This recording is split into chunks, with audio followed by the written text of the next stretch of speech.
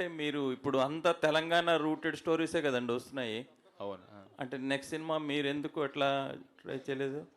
నేను యాక్చువల్గా రాసుకున్నాను నా కథ, ఆ, తీద్దామని అనుకున్నా. కానీ నా చుట్టుపక్కల నా వెల్ విషర్స్ అందరూ సజెస్ట్ చేసింది ఏంటంటే, 20s లాగా కనిపించే హీరోలు తక్కువ మంది ఉన్నారు కదా, మన సినిమాకి మంచి పేరే వచ్చింది కదా పర్ఫార్మెన్స్కి. సో సినిమాలు ఏమన్నా ఆర్గానిక్గా మన దగ్గరికి వస్తే రిజెక్ట్ చేయకు, స్టోరీలు నచ్చితే అని అన్నారు. బై గాడ్ గ్రేస్ నాకు చాలా మంచి కథలు వస్తూనే ఉన్నాయి. అందులో ఒక మంచి కథ ఎంచుకొని ఇది చేసినాం అన్నట్లా. అంటే మరి 80 రిజెక్ట్ చేశాను అన్నారుగా? అవునన్న, చాలా కథలు విన్నా కదా, చాలా కథలు విని విని విని అందులో మంచి కథ ఎంచుకొని తీసిన అంటున్నాను. సుమంత్ గారు, ఆ 80 కథల్లో లేనిది దీంట్లో ఏముందండి కొత్తగా? ఏదో అన్న, అంటే వింటున్నప్పుడు ఎనర్జీ, పాజిటివ్ వైబ్ నాకు చాలా మంచిగా అనిపించింది. కథ చాలా ఎమోషన్స్. ఇప్పుడు నేను 80 కథలు చెప్పలేను కదన్న, అందులో ఇవి లేవని. అంటే దీంట్లో ఏమైనా కొత్తగా ఉంటుందా, లేదా అందరికి తెలిసి రిలేట్ అయ్యేలా ఉంటుందా, ఎలా ఉండవు? ఇది రిలేటబుల్ కథ అన్న. ఇది అంటే మనం ఎప్పుడు చూడని కథ కాదు. డెఫినెట్లీ తండ్రి కూతురు లవ్ స్టోరీ అని అంటే, నీకు ఆ ఎమోషన్ని చాలా బ్యూటిఫుల్ మ్యూజిక్తో, చాలా బ్యూటిఫుల్ మాటలతో ఎట్లా క్యాప్చర్ చేసారు అనేది మీరు చూడండి, చాలా ఇంప్రెస్ అవుతారని కోరుకుంటున్నా. అండ్ చాలా మంచి సినిమా తీసారు. నేను రీసెంట్గానే చూసిన 4-5 డేస్ బ్యాక్. నాకు భయం ఉండే, ఎందుకంటే ఈ సినిమాలో నేను ఇంట్రోవర్ట్ లేకుండా కొంచెం semi introvert kind of. So అది నేను ఎట్లా చేస్తానా, బయట నేను ఎక్కువ మాట్లాడతా అంటే గట్టిగా మాట్లాడతా. సో ఇది చేస్తున్నప్పుడు నేను ఎట్లా చేసిన అనుకుని 4 డేస్ బ్యాక్ సినిమా చూసుకుంటే నాకు భయం పోయింది. నేను చాలా హ్యాపీగా చెప్పుకోవచ్చు, నేను గోదావరి గట్టుపైన సినిమా చేసిన అని. యా, అయితే అందరూ మీ ఫ్రెండ్స్ అందరూ కూడా, అంటే సినిమాలో మీ ఫ్రెండ్స్, ఆఫ్ స్క్రీన్ ఫ్రెండ్స్ కూడా, వీళ్ళందరూ ఏం చెప్తున్నారంటే సుమంత్ ప్రేమిస్తాడని చెప్తున్నారు. బట్ ప్రేమిస్తాడనే మాట పాజిటివ్ కానీ, బట్ వాళ్ళు చెప్తున్న వైబ్ ఏదో కొంచెం తేడా ఉంది. ఏంటి ఆ 2 తర్వాత కదా? తినమంటే ఇప్పుడు నాకు ఎట్లయితే తిండి పెడతారో ఈ భీమవరం అన్న వాళ్ళందరూ, నేను కూడా వీళ్ళు తప్పించుకుంటారు. వీళ్ళు యాక్చువల్గా నేను రూమ్లో కూర్చోబెట్టి తినాలన్న, ఎందుకంటే వీళ్ళు నాకు ఇంత ఫుడ్ పంపిస్తారు, ఒక్కని తినాలి, నేను తినలేను కదా అని వీళ్ళని కూర్చోబెట్టి మాట్లాడుతూ తినిపిస్తూ చేస్తూ ఉంటా. అది ఇంటెన్షన్ అన్నది. సుమంత్ గారు సార్ సార్ బాగున్నారా సార్? హాయ్ అండి, బాగున్నాను. ఆల్ ది బెస్ట్ అండి for second film. Thank you. First film మీరు మేం ఫేమస్ చేసినప్పుడు నాకు గుర్తుండి, ఒక newcomer first film first టైమర్తో అంత అగ్రెసివ్ ప్రమోషన్స్ చేసిన సినిమా అదే. ఇప్పుడు కూడా రాలేదేమో మేబీ అంత అగ్రెసివ్గా ప్రమోషన్స్ చేసిన సినిమా. బట్ వన్స్ సినిమా కొద్దిగా డిసప్పాయింట్ చేసినప్పుడు రియాక్షన్స్ కూడా అంతే హార్ష్గా ఉండినాయి, మీరు చేసిన హడావుడికి సరిపోయేంతగా. సో ఏంటి ఈ సినిమా స్ట్రాటజీ ఏదన్నా మార్చుకుంటారా? లేదు సార్, మేము యాక్చువల్గా మేము ఎక్స్పెక్ట్ చేసిన దానికన్నా చాలా మంచి రిజల్ట్ ఇచ్చింది మేము ఫేమస్. ఎందుకంటే మేము పెట్టిన బడ్జెట్కి, మాకు వచ్చిన కలెక్షన్కి, మాకు వచ్చిన పేరుకి, మేము చేస్తే ఇప్పుడు కొత్తోడు వచ్చి, ఇప్పుడు నేనేనో నాగరంలో ఉంటా, నాలాంటోడిని తీసుకుపోయి సైమా అవార్డ్ స్టేజ్ మీద బెస్ట్ డెబ్యూ యాక్టర్ లాగా నాకు అవార్డు ఇచ్చిందంటే డెఫినెట్లీ ఆ సినిమా జనాలకు కూడా నచ్చి వాళ్ళు నన్ను ఎంత ఎంకరేజ్ చేసి నన్ను ఆ స్టేజ్కి తీసుకుపోయినారు సార్. సో ఆ సినిమాకి నేను ఎప్పుడు థ్యాంక్ఫుల్ ఉంటాను. డెఫినెట్లీ ఎంట్రీ మీరు అన్నట్టు ప్రమోషన్స్ బాగా లొల్లి చేసినాం. ఎందుకంటే సార్, ఎందుకంటే అంత లొల్లి చేసినామంటే నాకు క్వాలిటీ స్పామ్ చేయాలి అని ఉండే. ఎందుకంటే నా పోస్టర్లు, నా ఒక సినిమా కూడా తీయకముందుకు నా పోస్టర్లు 100 పోస్టర్లు గోడ మీద వేసిన ఎవరు బండాగి చూడరు కదా సార్. సో నేనేమనుకున్నా అంటే ఎవ్రీడే ఫోన్ ఓపెన్ చేసి నేను కనబడాలి అని అనుకున్నా. సో దానికి ఏం చేయొచ్చు. సో ఎంత కాదన్నా మీరు అన్నట్టు చిన్న సినిమా, నేను పెద్ద ఈవెంట్లు చేసి పెద్ద ప్రమోట్ చేయలేను డెఫినెట్లీ. సో మేము అప్పుడు 21, when I was 19 I sign that film. నేను 23 ఇయర్స్ వచ్చినప్పుడు రిలీజ్ అయింది ఆ సినిమా. 5 ఏళ్ళ కష్టం యాక్చువల్గా. సో నాకు అరే పోరలు తీసిరు, ఏం తీసిరు అని చెప్పేసి చుట్టుపక్కల ఉన్న మన ఇండస్ట్రీలో ఉన్న హీరోలు, హీరోయిన్స్, సింగర్స్, ఎవరెవరైతే ఇండస్ట్రీ పీపుల్ ఉన్నారో అందరు వచ్చి మీతో పాటు సార్ అందరూ వచ్చి మమ్మల్ని ఎంకరేజ్ చేశారు. కాబట్టి అది మాకు జనాలందరికీ అగ్రెసివ్ ప్రమోషన్ లాగా కనిపించింది. అది నాకు ఒక డ్రీమ్ ఎంట్రీగా, అంటే డ్రీమ్ లాంచ్ కదా సార్. సో నాకు ఏదైతే కావాలో అది వచ్చింది. ఆ సినిమా నుంచి నాకు ఏదైతే రిజల్ట్ రావాలో అది డెఫినెట్లీ వచ్చింది సార్. ఇప్పుడు ఆ క్వాలిటీ స్పామింగ్ ఈ సినిమా కూడా ఉంటుందా?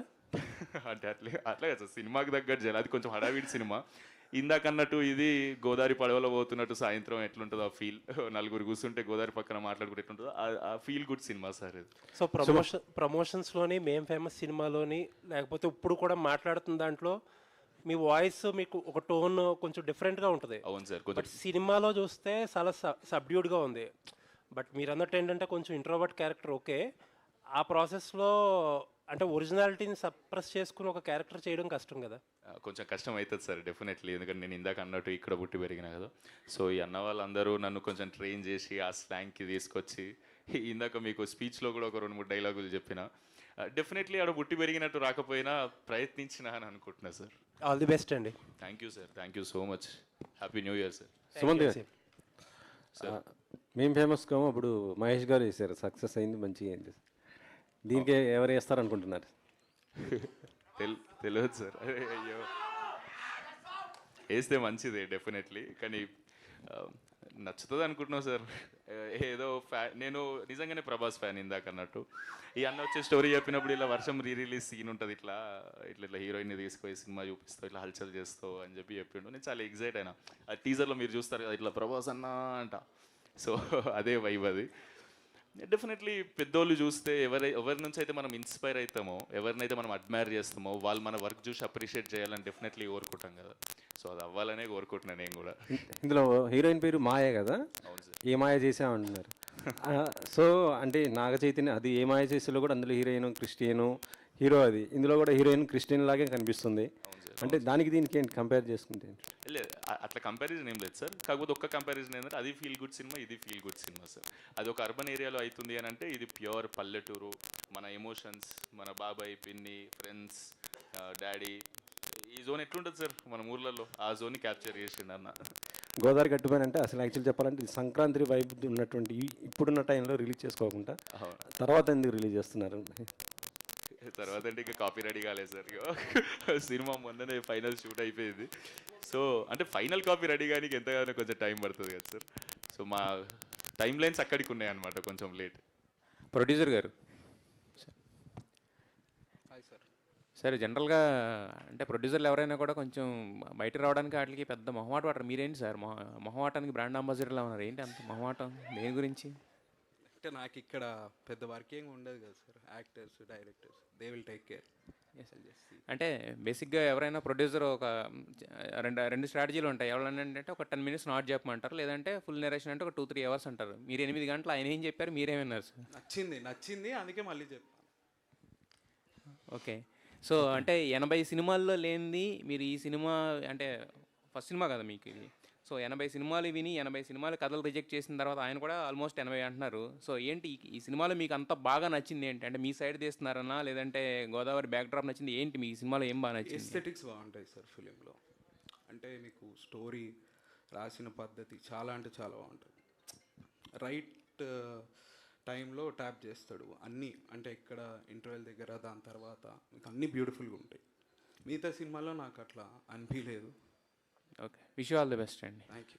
సుభాష్ గారు, గోదావరి బ్యాక్డ్రాప్లో సినిమా అంటే వంశీ గారిని మనం గుర్తు చేసుకోవాల్సిందే. సో వంశీ గారి మార్క్ ఉన్న సినిమా లాగా ఉంటుందా ఇది? వేరే డెఫినెట్గా సార్. నాకు పెద్ద వంశీ గారు కానీ, కృష్ణ వంశీ గారు కానీ నాకు వీళ్ళ ఇన్స్పిరేషన్ సార్. నేను ఇందాక చెప్పినట్టు అక్కడే పుట్టి పెరిగాను సార్. సో వాళ్ళ ఏ ఐలో అయితే చూస్తారో అదే ఐలో నేను చూడటానికి ప్రయత్నించాను సార్.